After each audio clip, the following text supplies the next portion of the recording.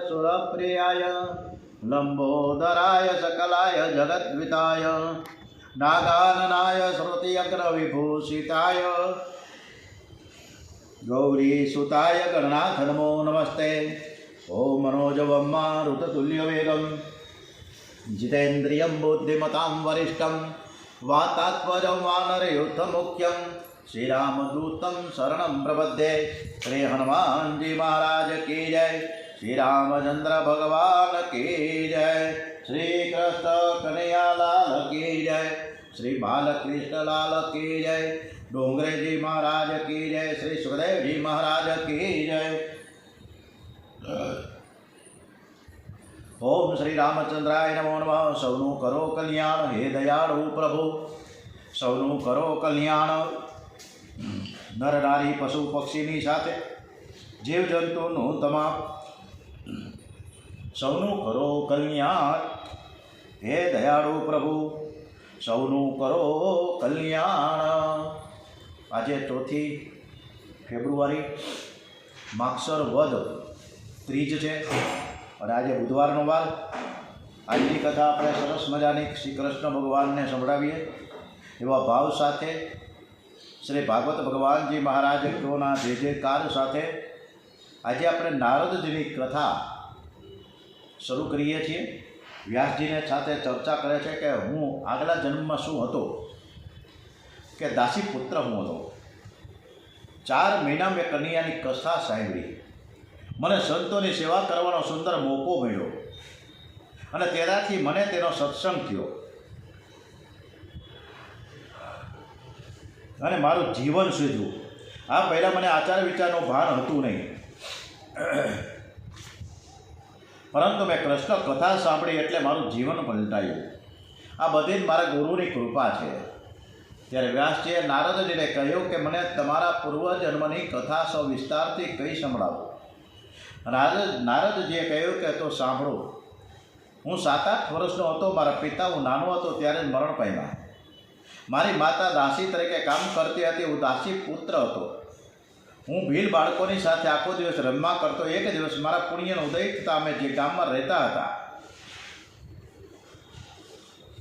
ત્યાં ફરતા ફરતા સાધુઓની મંડળી આવી ગઈ। ગામ લોકોએ તે સંત મહાત્માઓને અમારા ગામમાં ચાતુર્માસ ગાળવા કહ્યું। સાધુઓ અમારા ગામમાં ચાતુર્માસ ગાળવા રોકાઈ ગયા। ગામ લોકોએ મને તે સાધુ મહાત્માઓની સેવામાં રહેવા જણાવ્યું। આ સાંભળીને હું ખૂબ જ ખુશ થઈ ગયો। હું દરરોજ તે સાધુ મહાત્માઓ માટે પૂજાના ફૂલ તુલસી આદિ લાવી આપતો, એના પ્રત્યેક કાર્યમાં હું મદદ કરતો। મને સંતોના દર્શનની સાથે તેમની સેવાનો પણ લાભ મળ્યો।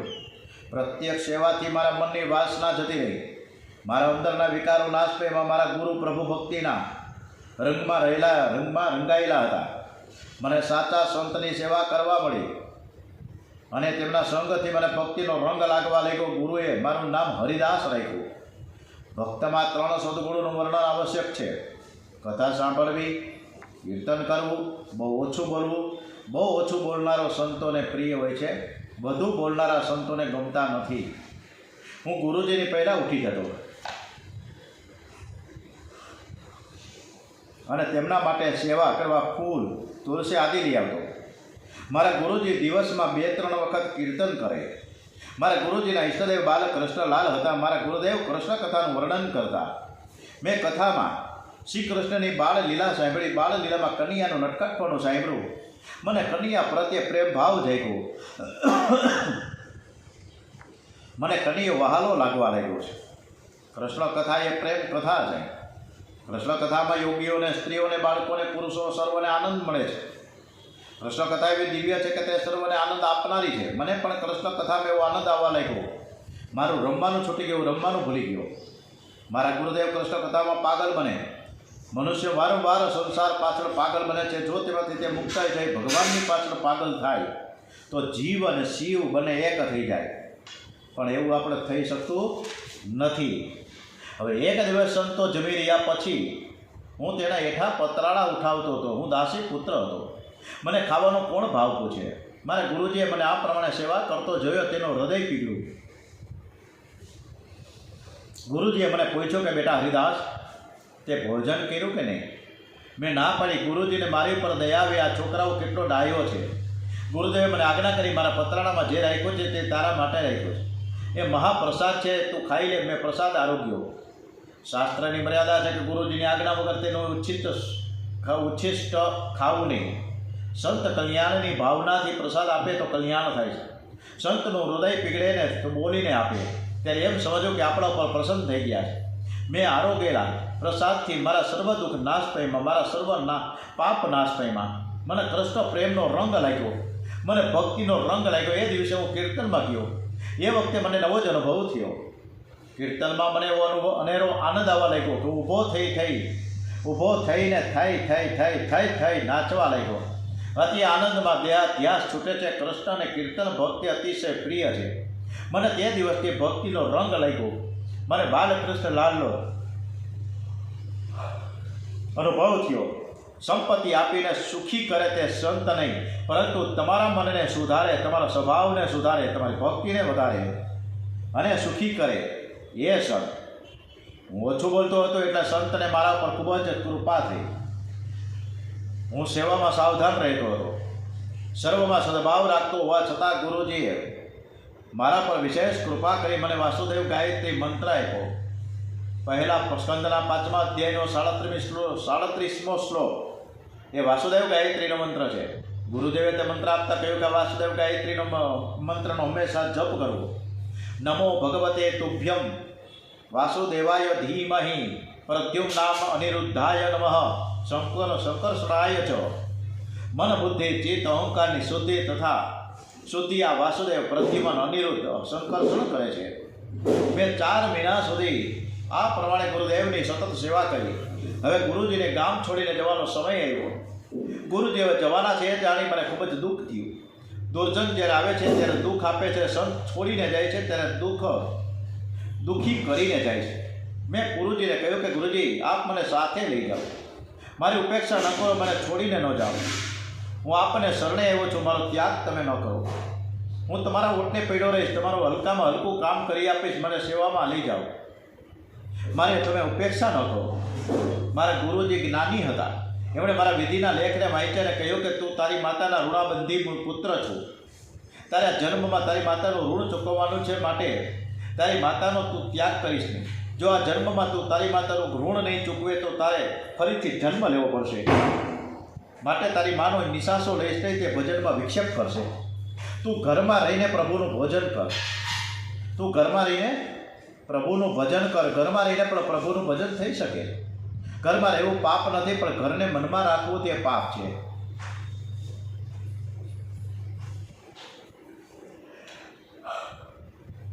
નારદજીએ કહે છે કે આપે કથામાં એવું કહ્યું હતું કે ભક્તિમાં વિઘ્ન કરે તેને છોડવું. પ્રભુ ભજનમાં જે સાથ આપે તે જ સાચો સગો, બાકી બધા દુશ્મન. ઈશ્વરના માર્ગે જે લઈ જાય એ સાચા સગા સંબંધી.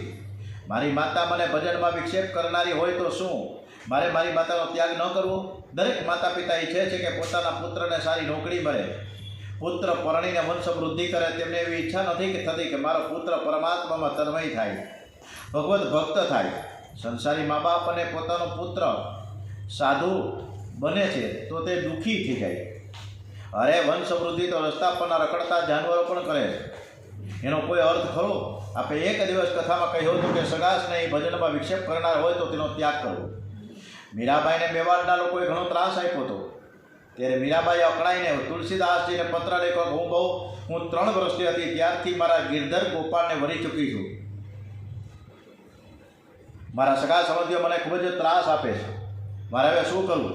ત્યારે ચિત્રકૂટથી તુલસીદાસજીએ મીરાને પત્ર જવાબ આપતા કહ્યું કે કસોટી સોનાની થાય છે, પિત્તરની કસોટી થતી નથી. આ તારી કસોટી છે.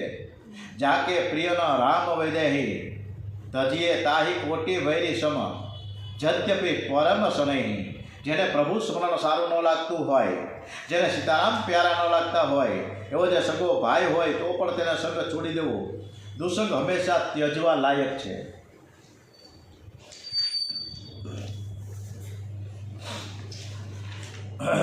ગુરુજીએ કીધું, હરિદાસ તું માનો ત્યાગ કરે ઠીક નથી. ઠાકોરજી બધું જાણે છે. તારા ભજનમાં તારી માતા વિઘ્ન કરશે તો ઠાકોરજી જરૂર કંઈક લીલા કરશે. ભગવાન ભક્તિમાં વિઘ્ન કરનારનો વિનાશ કરે છે. ક્યાંક તેની બુદ્ધિ ક્યાંક તેની બુદ્ધિ સુધારે, ક્યાંક તેની બુદ્ધિ સુધારે છે. તું પણ તારા ઘરમાં રહીને ભજન કરજે અને મેં આપેલા મહામંત્રનો જાપ કરજે. માતાનો અનાદર કરીશ નહીં. જપની ધારા અખંડ રાખજે, કારણ કે જપ કરવાથી વિધિના લેખ પણ બદલાઈ જાય છે. તનથી માતાની સેવા કરજે, મનથી શ્રી કૃષ્ણની સેવા કરજે. મેં ગુરુજીને કહ્યું કે આપ જપ કરવાનું કહો છો, પણ હું તો અભણ દાસી પુત્ર, જપની ગણતરી હું સી રીતે કરી શકું? ગુરુજીએ કહ્યું જપ કરવાનું કામ તારું છે, જપ ગણવાનું કામ શ્રી કૃષ્ણ કરશે. જપ તું કરજે, ગણતરી કનીઓ રાખશે. જે પ્રેમથી ભગવાનનું સ્મરણ કરે છે તેની પાછળ પાછળ ભગવાન ફરે છે. મારા પ્રભુને બીજું કાંઈ કામ નથી. જગતની ઉત્પત્તિ સંહારનું કામ તેમણે માયાને સોંપી દીધું છે. ભગવાન તો ફક્ત પોતાના ભક્તોની પાછળ પાછળ ફેરા કરે છે. જે પરમાત્માના નામનો જપ કર્યા કરે તેની પાછળ પાછળ પ્રભુ ફરે છે. એની ગણતરી પ્રભુ રાખે છે. માટે તું સતત મહામંત્રનો જપ કરતો રહેજે. એની ગણતરી કરવાની માથાકૂટમાં તું ન પડતું, કારણ કે જપ ગણાશે તો કોઈને કહેવાની ઈચ્છા થશે કે મેં આટલા જપ કર્યા છે, એટલે સંખ્યા કોઈને કહેવું નહીં, નકર પુણ્યનો ક્ષય થશે. ગુરુજીએ મને ઉઠતા બેસતા સૂતા જાગતા જપ કરવાનું કહ્યું છે. ગુરુજીએ મને વાસુદેવ ગાયત્રી મંત્રના 32 લાખ જપ કરવાનું કહ્યું. 32 લાખ જપ થશે. આ વિધાતાના લેખ પણ ભૂસાઈ જશે, પાપનો નાશ તો થશે. માટે તું આ મહામંત્રનો સતત જપ કરજે. મંત્રથી જીવનો ઈશ્વર સાથે સંબંધ થાય છે. શ્રી કૃષ્ણનું બાલ સ્વરૂપ ઘણું જ મોહક છે. બાળકને થોડુંક આપો તો પણ રાજી થઈ જાય. ગુરુજીએ મને બાલ સ્વરૂપની ઉપાસનાની આજ્ઞા કરી છે. ભાવનાથી બાલ સ્વરૂપનું હંમેશા ધ્યાન કરો. રોજ એવી ભાવના કરો કે બાલકૃષ્ણ લાલ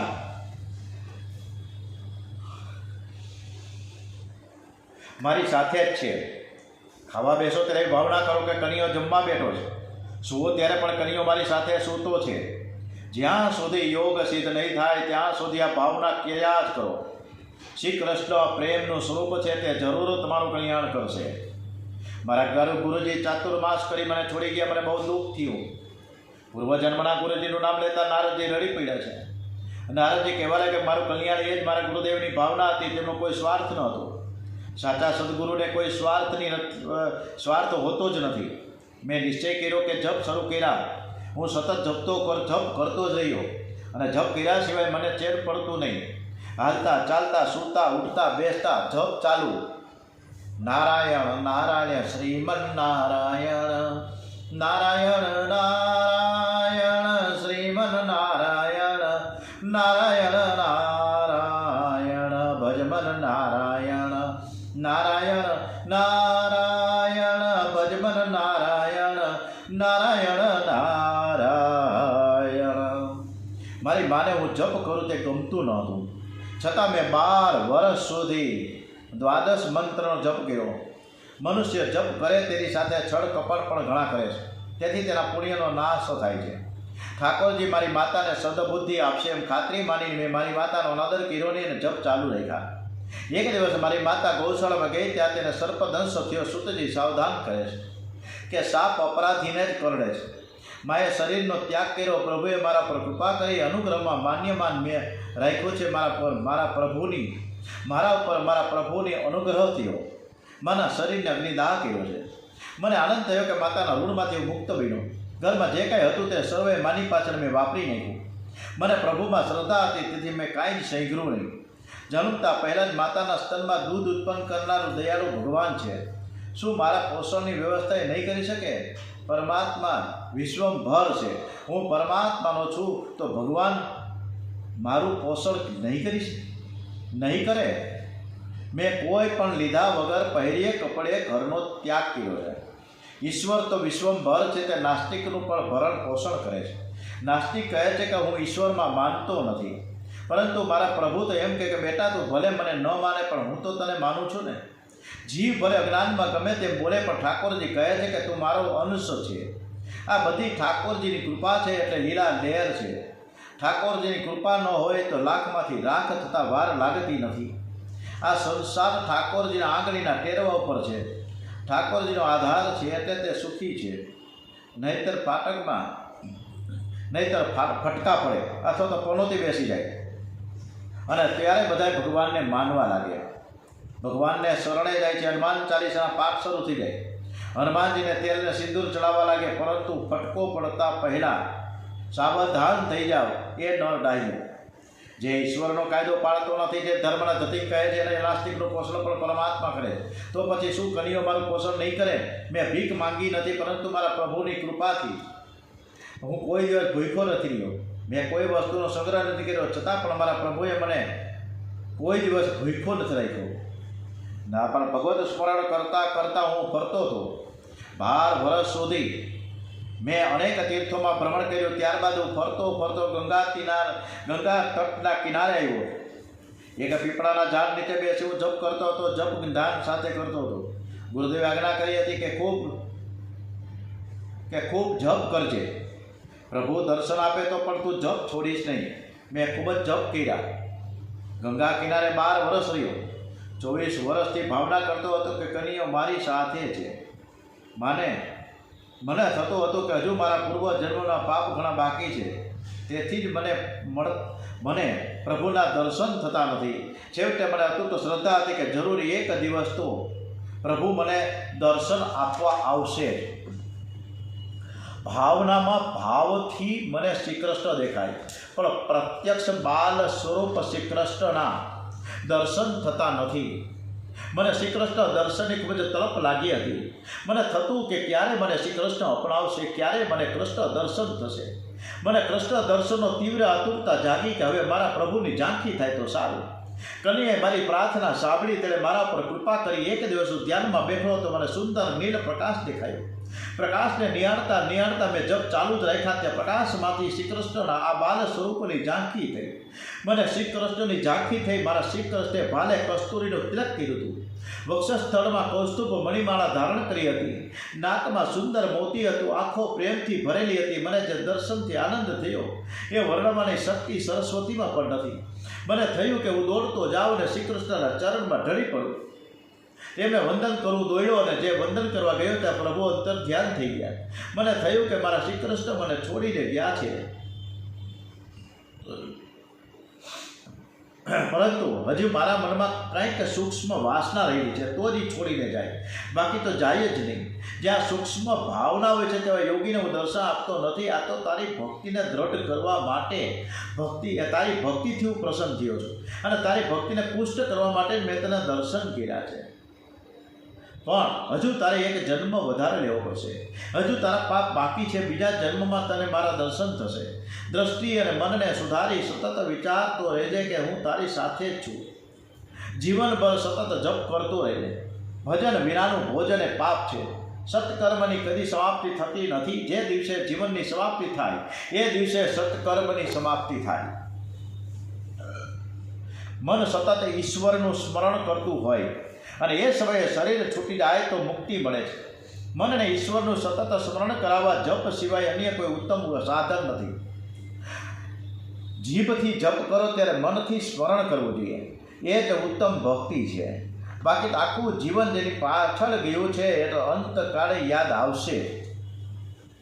સોનીનું એક સરસ મજાનું ઉદાહરણ અંગ્રેજી મહારાજે આપ્યું છે કે એક સોની મહારાજ છે ને આખી જિંદગી સોનાના ધંધામાં જ રચ્યા પચ્યા રહેતા હતા. એણે સહેજ પણ ભાગવતનું નામ લીધું નહીં. અંતકાળ નજીક આવ્યો એટલે દીકરાઓએ તેને સમજાવ્યું કે બાપા હવે ભગવાનનું નામ લ્યો. પણ બાપાએ તો આખી જિંદગી કાઢી નાખી, પણ ભગવાનનું નામ નથી લીધું. તો પછી અંતકાળે ક્યાંથી યાદ આવે? બાપાને હજુ જીવ વેસણા બાકી છે. જીવ વેસણા બાકી છે. કદાચ કંઈક ચમત્કાર થાય એટલે ડાક્ટરને બોલાવવાનું કહ્યું. એણે તાવ માપીને ભાવ જણાવ્યો. તેને છોકરાઓને કહ્યું કે વેચી નાખ. 80માં તે લીધું છે, 105ના ભાવે વેચી નાખ. આમ આખું જીવન જેની પાછળ ગયો છે તે જ અંતકાળે યાદ આવે છે. મેં મારો જપ અનંતકાળ સુધી ચાલુ રાખ્યો. જપની કદી પૂર્ણાતિ થતી નથી. અંતકાળમાં મેં મારા શ્રી કૃષ્ણ ભગવાનનું ચિંતન મનન કરતાં દેહ છોડ્યો. પ્રભુ મારું મૃત્યુ મેં પ્રત્યક્ષ જોયું. મને મૃત્યુનું સહેજ પણ દૂર કષ્ટ ન થયું. મારી બુદ્ધિ વાણી અને મનને પ્રભુ શ્રી કૃષ્ણમાં લીન થઈ ગયા. આ પ્રારબ્ધના બળે મારો નાશવંત દેહ છૂટ્યો. ત્યારે ભગવાને કૃપા કરી મને પોતાનામાં કાયમને માટે સમાવી લીધો. એક કલ્પ પૂરો થયો. શ્રી હરિ 3 લોક સમેટી લઈને શ્રી સાગરમાં શયન કરવા ગયા. ત્યારબાદ 1000 યુગ બાદ ભગવાન યોગ નિદ્રામાંથી જાગૃત થયા છે. બ્રહ્મદેવે ફરીથી આ જગતને રચવાનો સંકલ્પ કર્યો. ત્યારે મરીચી અને અન્ય ઋષિઓ સાથે હું ઉત્પન્ન થયો. મેં બ્રહ્માજીને પાછળથી હું બ્રહ્માજીને ત્યાં બીજા જન્મમાં જન્મો. પૂર્વ જન્મમાં કર્મનું ફળ મને આ જન્મમાં મળ્યું અને મારું નામ બ્રહ્માજી રાખ્યું હતું નારદ. પૂર્વ જન્મમાં કરેલા ભજનથી મારું મન સ્થિર થઈ ગયું છે. તે સંસાર તરફ જતું નથી. મારું મન ચંચળ થતું નથી. હવે તું સતત અને સતત પરમાત્માના સ્મરણમાં લીન છું. વ્યાસજીએ પૂછ્યું કે ભગવાને તમને પ્રસાદમાં શું આપ્યું હતું? નારદજીએ કીધું, પ્રભુએ મને પ્રસાદીમાં તંબુરું આપ્યું અને કહ્યું કે કૃષ્ણ કીર્તન કરતો કરતો તું જગતમાં ભરતો રહેજે, ભ્રમણ કરતો રહેજે અને મારાથી વિખૂટા પડેલા અધિકારી જીવને મારી પાસે તું લાવજે. સંસાર સાગરમાં તળાતા જીવોને મારી તરફ લઈને આવજે. મહાવિષ્ણુની કૃપાથી હું આ ત્રણેય લોકમાં સ્વેચ્છાએ વિહાર કરું છું અને સપ્તસુરના સંયોજન સાથે પ્રભુના ગુણગાન ગાતો રહું છું. કલિયુગમાં ઉગરવાનો એકમાત્ર માર્ગ એ નામ સ્મરણ કીર્તન છે. કીર્તનથી મનના પાપ પડે છે, હૃદય શુદ્ધ થાય છે, પરમાત્માના હૃદયમાં આવે છે, પરમાત્માની પ્રાપ્તિ થાય છે. એટલે જ કથામાં અવશ્ય કીર્તન થવું જોઈએ. પણ સ્મરણ સેવા તરત જ મળે છે. નામ સેવક તરત મળે છે. માટે જે કહ્યું છે કે મનવા હરિ હરિ બોલ, હરિ હરિ બોલ, મુકુંદ માધવ હરિ નામ કેવલ. હું મારા ઠાકોરજીનું કામ તન્મયતાથી કરું છું. તેથી ઠાકોરજીનો પ્રિય છું. મારું કીર્તન ઠાકોરજીને બહુ જ ગમે છે. તેથી હું તેને સતત કીર્તન કરતો કરતો ત્રણેય લોકમાં ફરું છું. નારદ આગળ કહે છે કે આપ જે માન મને આપો છો એ સત્સંગને આભારી છે. સત્સંગથી જ આ ભીલ બાળકો સાથે રખડનારો હું દેવર્ષિ બન્યો. હું માનને લાયક બન્યો. સાચા સંતોની સેવાથી મારું જીવન સુધર્યું. પારસમણી લોઢાને કંચન કરે છે, પણ લોઢાને પોતાના જેવું બનાવતો નથી. જ્યારે સંત તેમના સંગમાં આવેલાને પોતાના જેવા બનાવે છે. સંત સાધુ કરે તે આપું સમાજ, સંત કરે આપું સમાન. જગતમાં સંતોનો અભાવ નથી, પણ સદ શિષ્યનો અભાવ છે. જેનો અધિકાર સિદ્ધ થયો છે તેને સત પુરુષ મળીને આવે છે. બ્રહ્માજીની આ સૃષ્ટિ ગુણ દોષથી ભરેલી છે. સંતમાં પણ એકાદ દોષ રહેલો જ હોય છે. પૂર્ણ સત્વગુણ પ્રગટ થાય તો જીવ આ શરીરમાં રહી શકતો નથી. ઈશ્વરથી તે અલગ રહી શકતો નથી. માનવને દેવ થવા માટે સંયમ, સદાચાર અને સ્નેહ અને સેવા, આ 4 ગુણોની જરૂર પડે છે. એ સત્સંગ વગર મળતા નથી. નારદજી સત્સંગથી દાસી પુત્રમાંથી દેવર્ષિ થયા છે. નારદ ચરિત્ર એ ભાગવતનું બીજાનું ફળ છે. સત્સંગ અને સેવાનું ફળ બતાવવાની આ ચરિત્રની ઉદ્દેશ છે. ઈશ્વર સાથે એક થવું એટલે સમાધિ. ઈશ્વરમાં લીન થવું એ જ સમાધિ. જ્યાં સુધી નારદ ન મળે ત્યાં સુધી નારદના દર્શન થતા નથી. સંસારમાં આવ્યા પછી આ જીવ પોતાના સ્વરૂપને ભાન ભૂલે છે.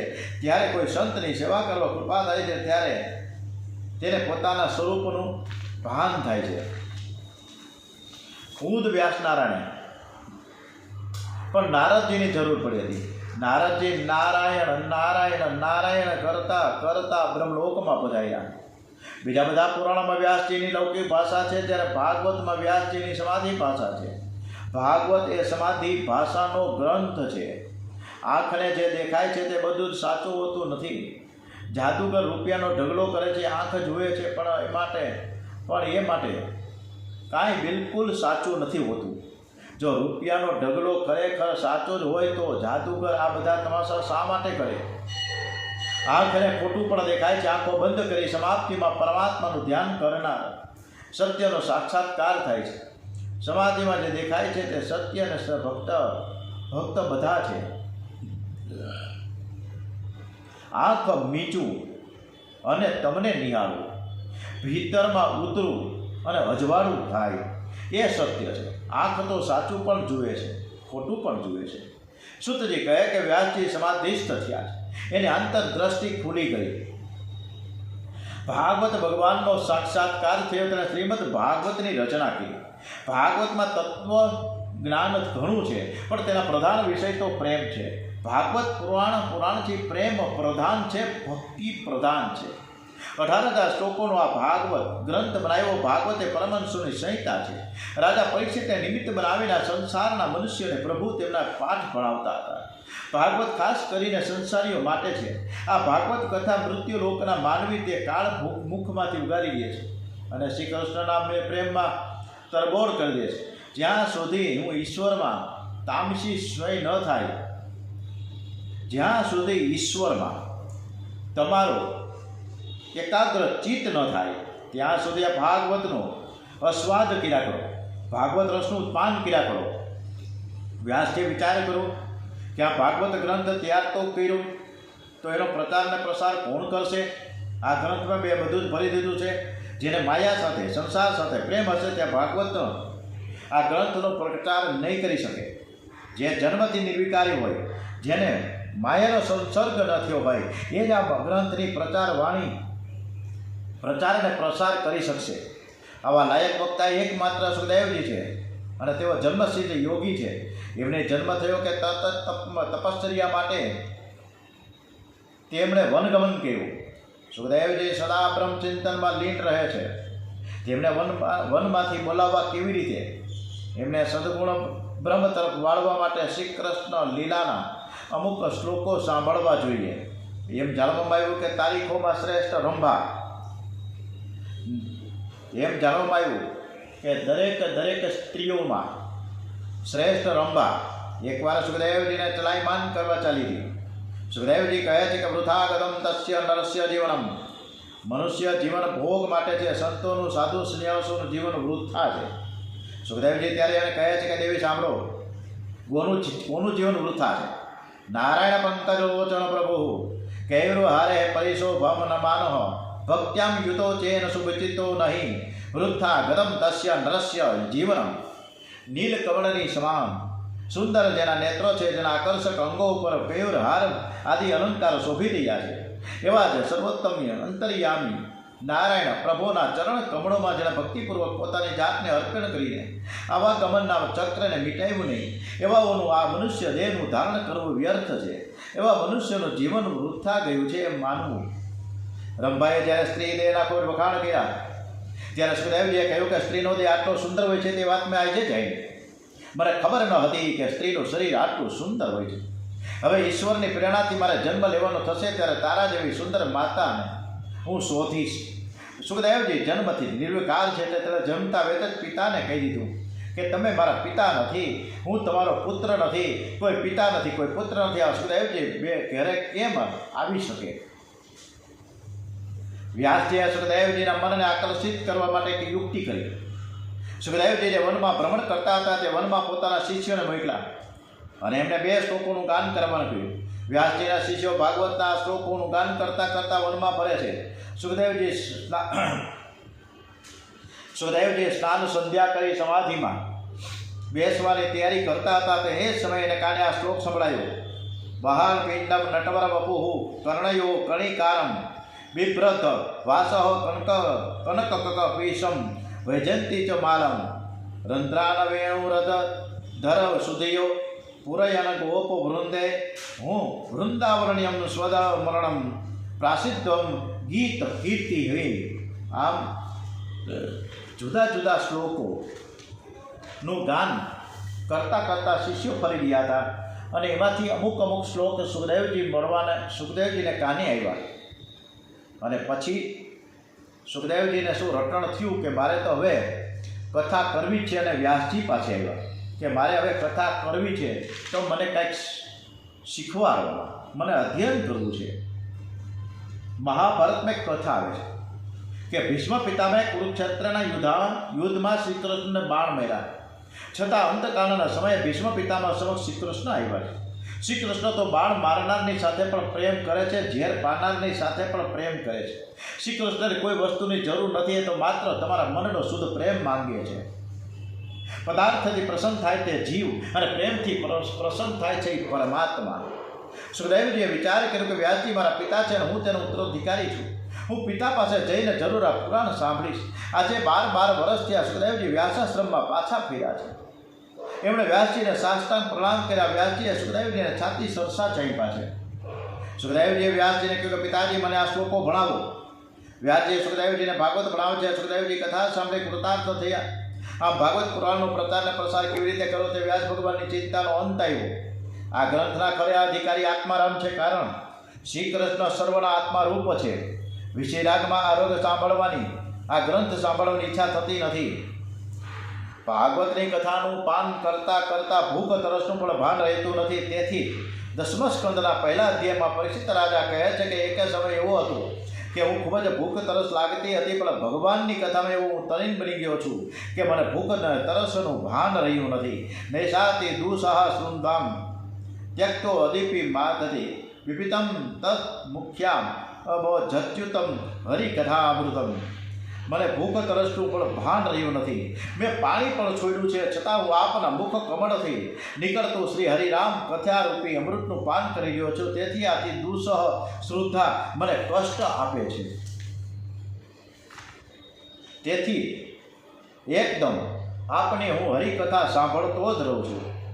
મેં ભૂખ અને તરસ કોને કહેવાય ખબર નથી પડતી, અને સતત ને સતત કથાનું પાન કિરાત કરું છું. સુખદેવજી ઉત્તમ વક્તા છે, અને પરીક્ષિત રાજાને કથા કહી સંભળાવે છે કે મારા ગુરુદેવે જે કથા મને કહી છે એ જ કથા હું તમને સંભળાવું છું, માટે તમે સાંભળો, શ્રવણ કરો. હવે હું તમને પરીક્ષિતના જન્મ, કર્મ અને મોક્ષની કથા તથા પાંડવોના સ્વર્ગારોહણની કથા કહું છું. પરીક્ષિત કહે છે કે આ કથા અમૃતનું પાન કરતાં મને તૃપ્તિ થતી નથી. જે ભજનમાં ભૂખ અને તરસ ન લાગે તે જ ઉત્તમ શ્રોતા છે, અને ઉત્તમ વક્તા એ છે કે જે કથામાં ભૂખ અને તરસને ભૂલાવે વૃત્તિ આત્માકાર થાય તો દેહ ધર્મનું ભાન રહેતું નથી. હવે આવતીકાલે સરસ મજાની અસ્વસ્થવાની કથા શરૂ કરીએ છીએ. ત્યાં સુધી આપણે કથાને વિરામ આપીએ. શ્રી કૃષ્ણ કન્યા લાલ કી જય.